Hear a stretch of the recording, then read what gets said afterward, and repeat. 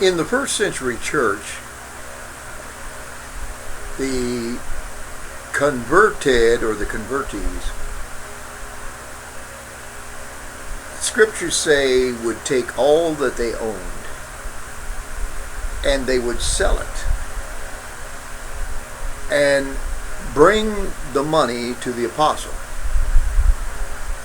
Now, how much does that sound like today's world? Well, the difference was that they would put it all into one fund, and they would receive or use money out of that fund according to their needs. The word want is not mentioned there. The word desire is not mentioned there. And so I think this was the first reason why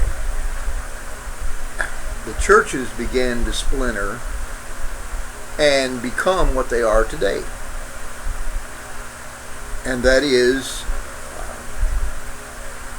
a microcosm of society.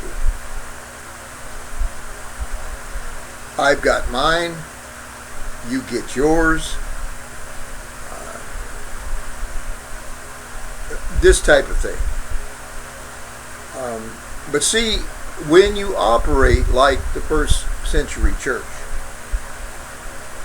you have to have an intense love, not for yourself, but for your fellow man, for the widows and the orphans. And you do not build an orphanage or an old folks' home for the widows in those days. You took care of them because that was your responsibility. God told you in His will. The apostles were constantly overseeing the ministry in the church, for the church, and of the church. And the people that were on outside must have noticed this and said, this truly is a peculiar people. Because you did not have members of the first century church saying, I'm a brain surgeon. I make millions a year. I'm a McDonald's worker. I only make minimum wage. They had a common fund, and it went for the common good.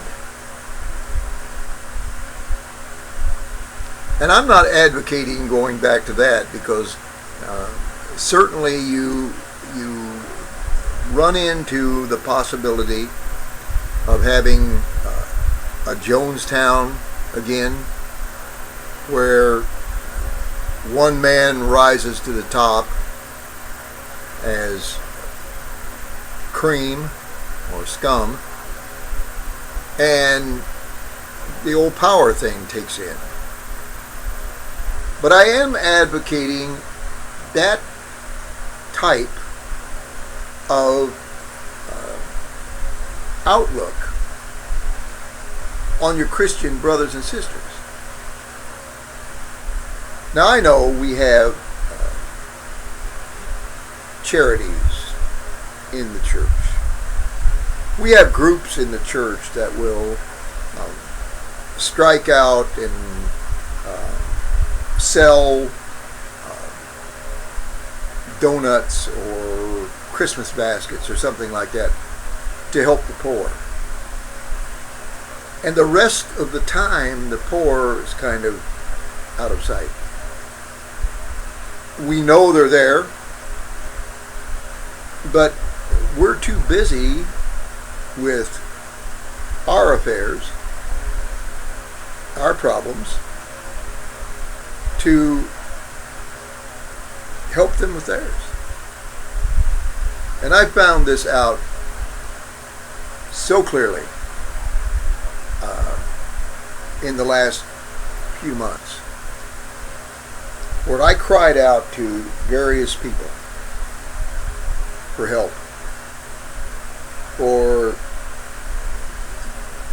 giving me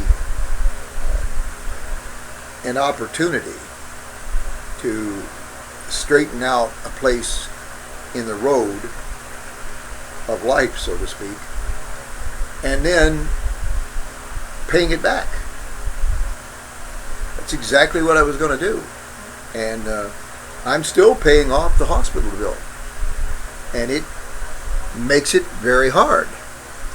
And then every year, they have what they call an exit law, where foreign nationals, of which I am one, have to leave the country and come back. And this is to show the Philippine government that you can support yourself. But most of the people that are in the Philippines can't support themselves. And the government doesn't help them out that much.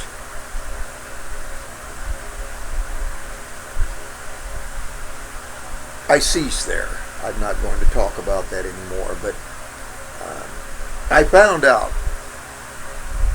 very harshly that the church is not even a shadow of what it started out to be. We have compassion for our own people. The people that are part of our local organization or a part of our denomination, those are the ones we show compassion for. The rest of the people are kind of out there. And I'm not talking about just monetary. I'm talking about prayer. I'm talking about moral support. I'm talking about just being there for somebody in any manner when they cry out, God help us. And consider yourself condemned. Consider yourself put forth that this may be a place where you need to check your life. This may be a place where your testimony is deficient. And then when God looks down upon you and you feel the things that are not right in your life, and you find out you are not as clean, you weren't as ready,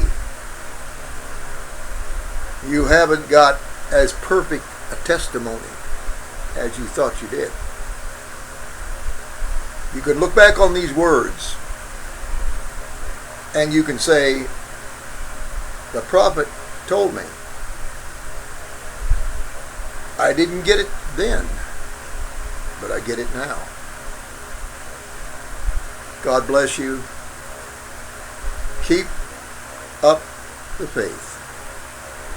Keep the walk straight, for the path is truly straight and narrow. God bless you. God keep you. God prosper you in every portion of your life.